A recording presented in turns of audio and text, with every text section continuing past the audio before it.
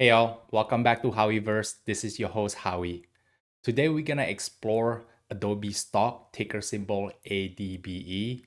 Is this stock undervalued, overvalued, or is this a trap? Let's go! So, firstly, we want to look at the number itself, right? So, if we do not have the number or the number doesn't make sense, then we would not want to look at the stock even further, wasting our time. And firstly, we need to filter out if the number makes sense and for us to do further analysis to make a better judgment for the Adobe stock.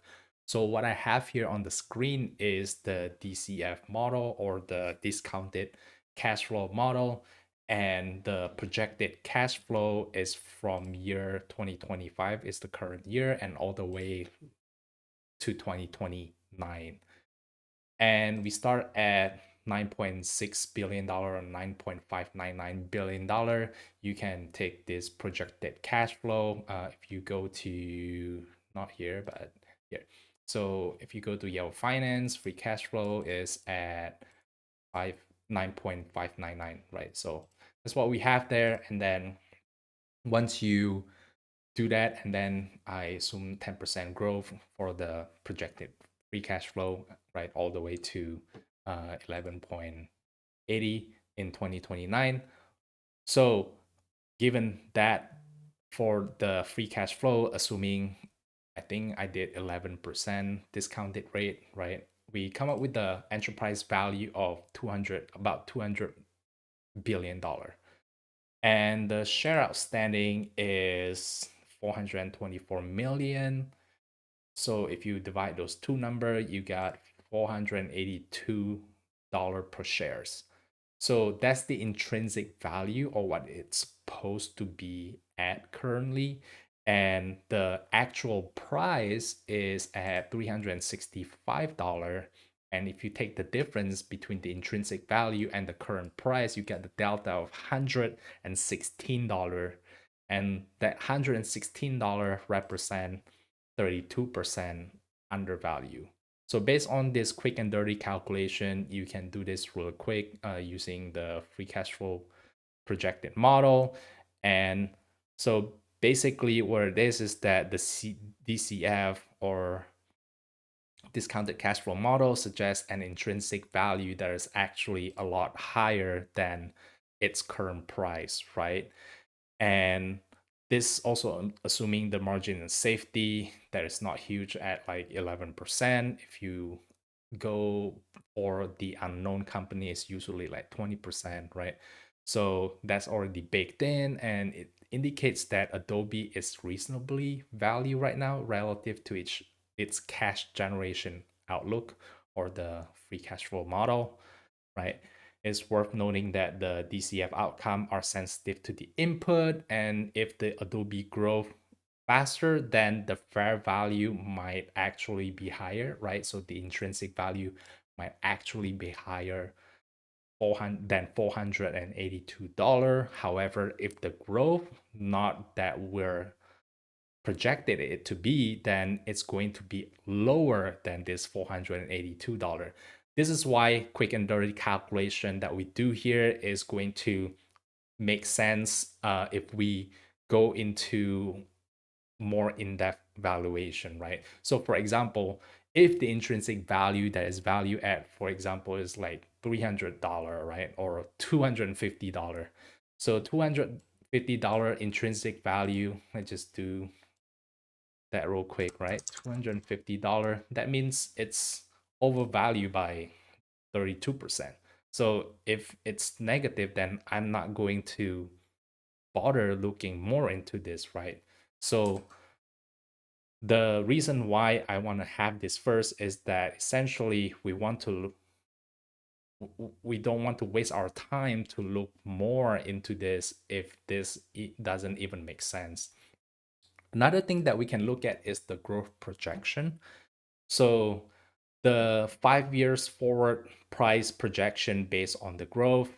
So analysts expected Adobe EPS to be around 10% or 11% annually. So we just take this 10%. The stock currently has 4P of 21. So I just put the 21 right there. So which is in line with the broader market for the company with double digit growth, where the Adobe pack ratio, like the PEG ratio, I think the PEG outlook for 5 years is around 1.05, which is pack 5 years, which is not too overvalued, right? So the rule of thumb is that if it's above one, then it's overvalued. Then it's below one is overvalued. Currently is properly valued.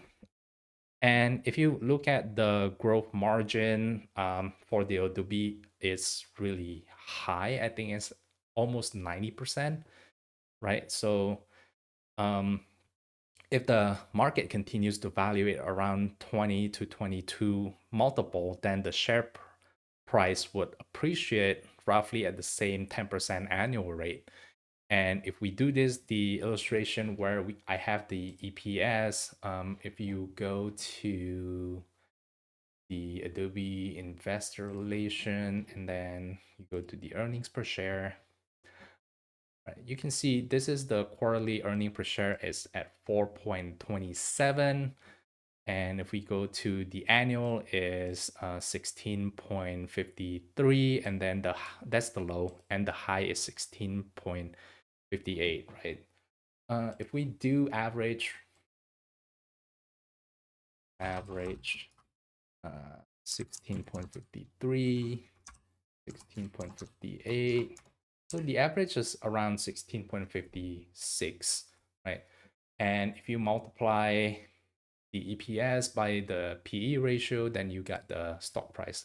So the current stock price is at around that price. And if you project it into 5 years' time, it might go all the way to $510, right? So this is actually a very crude and quick and dirty calculation. And if you think that 5 years, 500 $510 is something that you're looking for, then yeah, by all means, go look further and further fine tune all this number after you know the business, how it's running, and how it's going to get 21%, 21 multiple, and how it's going to grow 10% year over year for the next 5 years.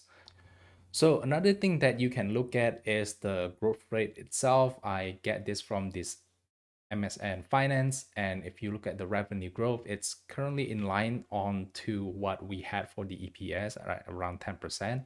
However, if you look at the EPS, the Adobe 3-year average is at 25%. So that might be even more growth for the Adobe. So remember, like everything is tied back to the PE ratio, right? How much is in the earning or the EPS. So if you think that the EPS growth is going a lot more than, let's just say, 10% that we have, then that might even prop up the price even higher. And you can see the gross margin for the Adobe is really high. It's almost 90% gross margin. Is really great. And the net margin is almost 30%. And for the 3 years average is 27%. So it's been growing, and the net margin has been better year over year. And the price to earning ratio is at 2290, right?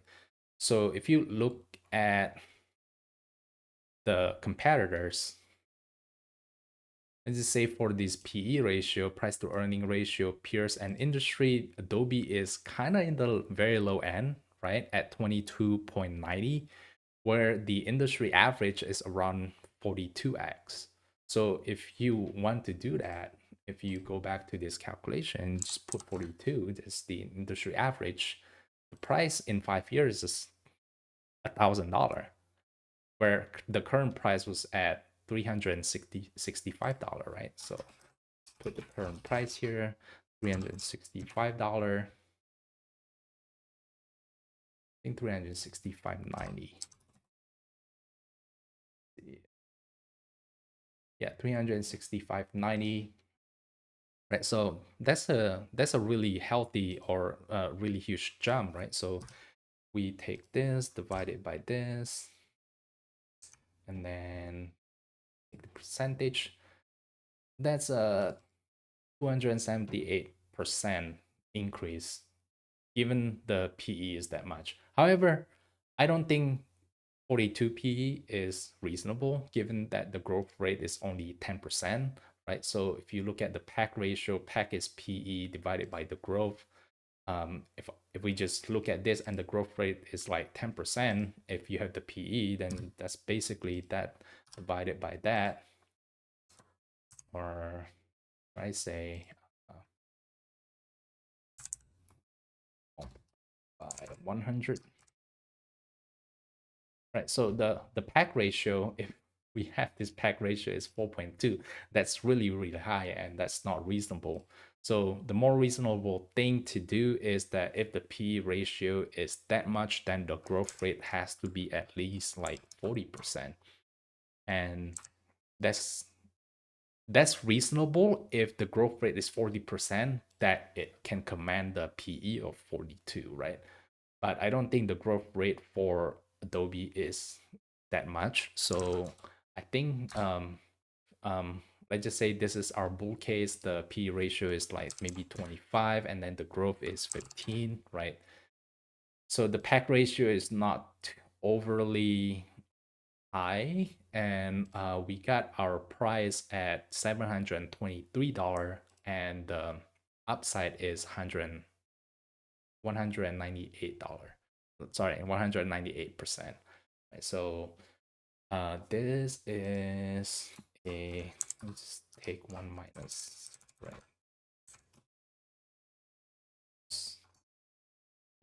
Minus one. So it's 98% upside from that price. So if you're happy with this number, then by all means, in like 5 years, go look further into the case, right? How it can grow in like 15% growth rate and the P ratio of 25. And you need to justify this, right? So yes, this is a quick and dirty calculation. However, you still need to justify whether it can achieve that or not. Though if the P ratio, I think in the bull market, 25 for a growth stock, I don't think it's that much. You look at the industry average, like I said, is at 41%, right? So, or you can just take the average of 41 and 22, it's roughly 30. You make that case, 30 pack ratio is at 2%, and that's $868. So overall, my conclusion is that the P ratio, I don't think 25%, 25x is too high, where the current industry average, according to MSN Finance, is at 41x. And the growth rate at 15%, I think it's reasonable.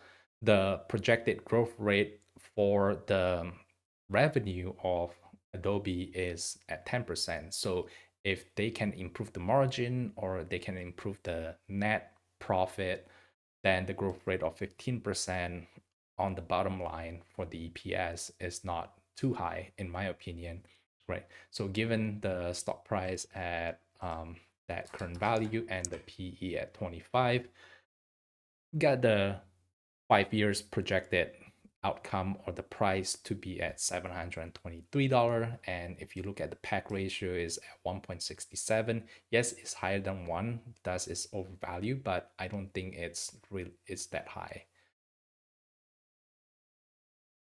So another thing that I want to look at is the investor relations or the 10Q or 10K. So if you go to Adobe Investor Relation, just type that in into Google. That one, that's the first thing pop out. Just click on it, and you can look at the earning press release, right? So that's give you the summary of what's going on. The third quarter fiscal year 2025 financial highlight. Adobe achieved record revenue of 5.99 billion in its third quarter fiscal year of 25, right? The GAAP operating income is in the third quarter is 2.17 billion and non-GAAP is at 2.77 billion. The cash flow from operation is 2.2 billion, and the exiting the quarter remaining performance obligation RPO is 20.44 billion, and the current remaining performance obligation were 67%. I think this related to the subscription model that people pay yearly, and that is the remaining obligation that the company has to perform or deliver to the customer. So the digital media segment revenue was 4.46 billion, that represent 12% year over year growth. And Adobe has more than just one revenue or just one business. So it has the media segment revenue, it has experience segment revenue, right, at $1.48 billion, represent 9% year over year growth, and it has the professionals and creative marketing professionals. I think the creative marketing professional is really competitive. You think about, is that related to the CRM or the Salesforce? Perhaps they are competing in this segment. So the total revenue is $6 billion to, so this is the financial target, right? So the financial target for quarter fiscal year, don't really care about this. Let's look at the fiscal year target, right? The total revenue is $23.65 billion to $23.70 billion. So this is a tight range, and here is the breakdown of everything. And then the gap year is what we took, which is the average of 16.53 to 16.58. We use that as our calculation in the EPS, right? So you can look at all the numbers. So there's a subscription product. Subscription product is one of the best revenue model for a lot of companies, right? So for like Netflix, they also have subscription products. You can see, like, you can ask AI assistant here to summarize this document. So they also give the user to where AI is integrated into the system, right? So you can just say summarize this document, right? Is it really that good, or is it not that good? You can try it yourself. So unlock full access to AI assistant. I'm not sure if this is even gonna work. Okay, so it's working, right? So the Q3 revenue record 5.99 billion. So if you click that, yeah, this is actually really good. I'm impressed. So we just do this on the fly. I never tried this before, but look at, I just tell it to summarize this document, and the financial performance is actually give us the Q3 fiscal year 2025 and where it got the source from, right? So it says 10% in constant currency, which is correct, and it's up 11 year over year growth, which is really good. Like, we do not want the LLM to hallucinate. We want it to perform really well. And the one way to essentially double check if the LLM is hallucinating or not, you put this source, right, where you can just click, and it's like, here it is. Here's where I get this information. And also here's where I get this information. And then the segment highlights up 12%, and we click on that. Here it is, right? So it's just basically taking stuff in the document, and then it will try to put it back or refer you back to where it gets the information from. So the AI innovation. So we didn't even get to this, right? So Adobe is the leader in AI creative application category with AI influence ARR, or annual recurring revenue, surpassing $5 billion, and AI first ARR already exceeding our 250 million year over year target. So their AI integration has already hit the target, which is $250 million, which is really great, right? and stock repurchase. So here we go. We can Adobe repurchase approximately $8 million share. So if you buy Adobe stock, since they are repurchasing their shares, then that means that there's less share outstanding out there for people to buy. That will prop up the stock even higher, right? And for a looking statement, that doesn't really matter. Conference call, webcam. Yep. So for the Q3, I think the FY 3025 Q3 is really encouraging for us to look further, right? Now, if we go back to the investor relation page and if we go to Q3 FY 2025 earnings script and slides, we click on that. So we go to this Adobe Q3 earnings call. So again, I'm really impressed with this AI assistant. Let's just use it again, right? Provide a brief overview of this document.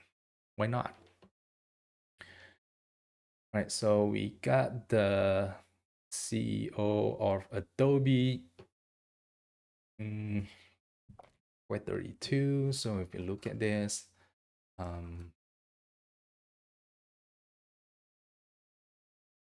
Q3 revenue $5.99 billion, 11% year over year growth, 10% in constant currency, which is what we read about last time. And then AI power quick and easy application to stand out through creativity and productivity.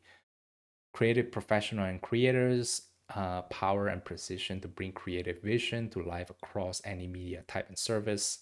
Marketing professional, customer experience orchestration. So it has multiple layer of business itself. So this is just done. Highlight financial performance. We look at this before. AI integration, Adobe deeply integrated in. Okay, let's look at this one.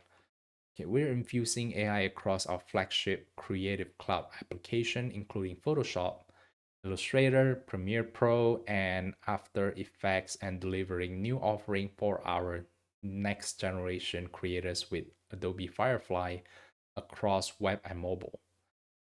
So that is really encouraging. They are really going at this. We recently added Google Gemini Flash 2.5 alongside with Google VO and Imagen model to roster of partner model from OpenAI, Black Forest Lab, Runway, Pika, Ideogram, and others in rapid evolving AI landscape where each generated AI model has its own aesthetic style. We're offering customer choices. Okay, so it has different choices of different LLM model for their product, namely Google Gemini. I think they just say they just added the Google Gemini with Google VO, where they already have integrated OpenAI. I don't know anything about this stock before I or this company or what they're doing with the AI before this. I read this right. So basically, what I gather is that they already have OpenAI and all of these others, and now they're adding Google Gemini, which is good. So AI is now deeply integrated across our flagship application in Creative Cloud. Good.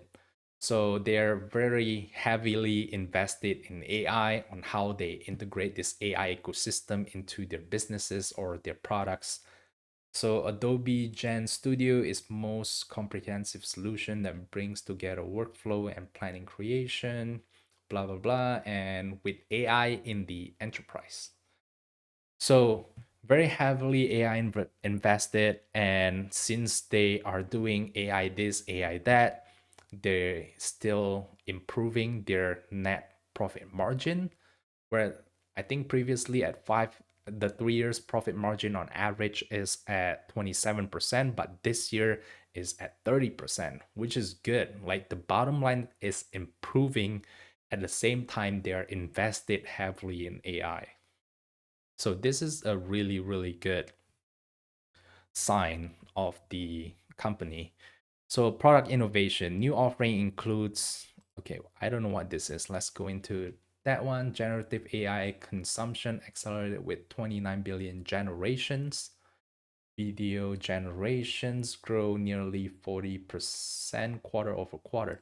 So they have video generation capability, and the Firefly continues to attract next generation creators with first time Adobe subscriber through through the apps growing 20% quarter over quarter.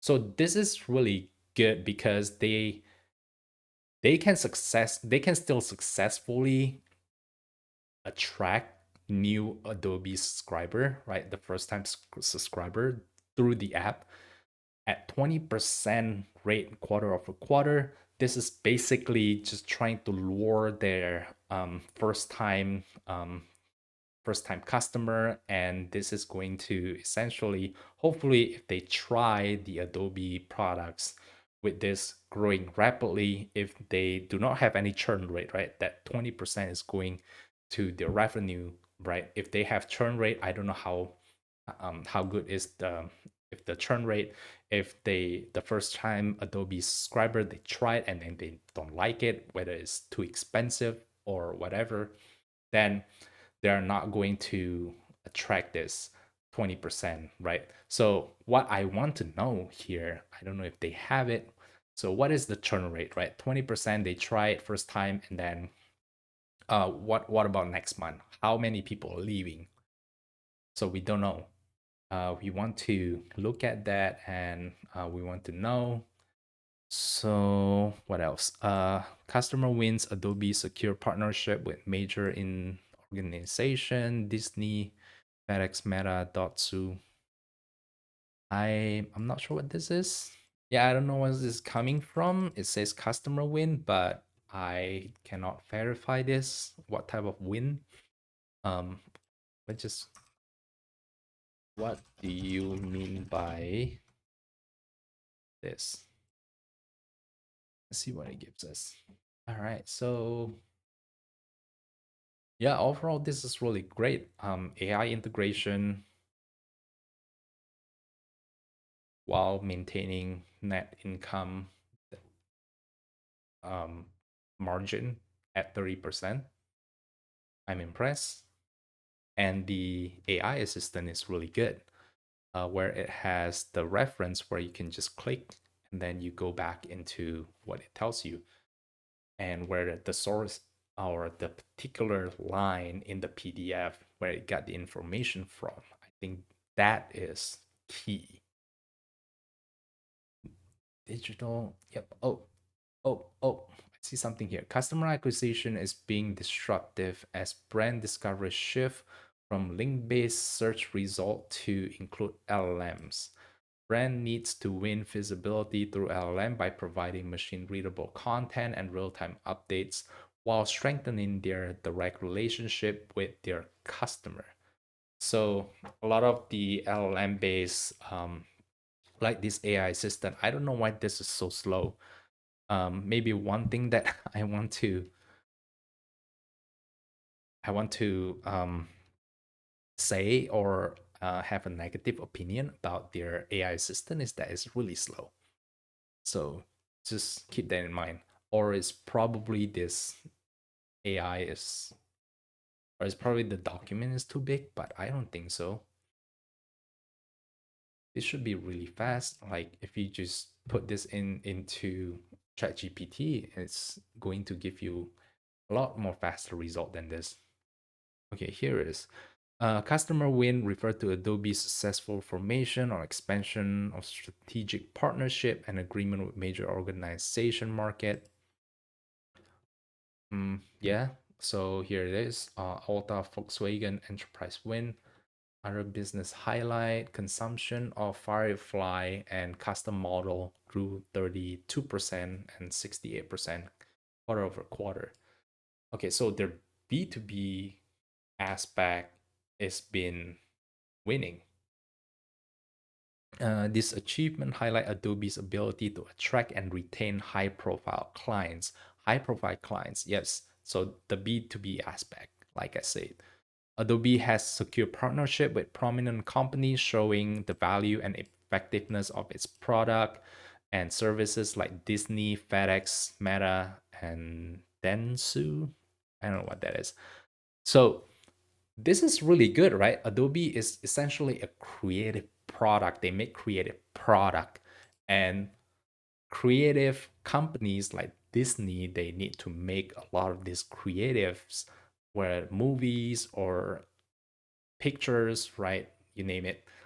And they're actually using Adobe rather than they reinvent the wheel and make their own software product. So this is really, really good.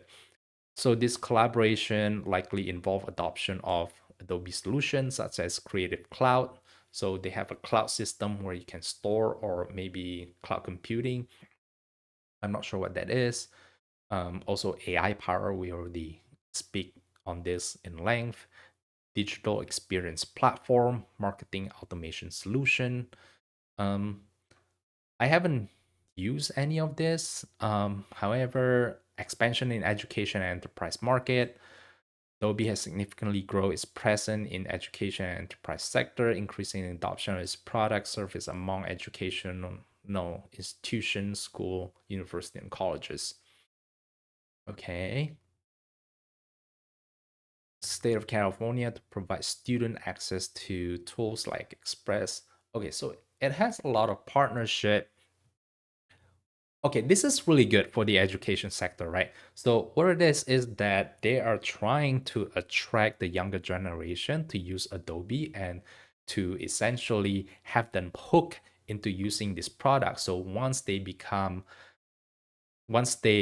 elevate themselves from becoming students all the way to getting into the workforce, they are more likely to be familiar with Adobe products and more likely to use Adobe products. So this is the thing that a lot of company needs to do, is to attract the younger generation so that they can improve their revenue year over year in the future, right? So if they just have a stagnant products or stagnant market where they cannot recycle um, their market, or they cannot have people coming into trying their product, then you're gonna have a stagnant company.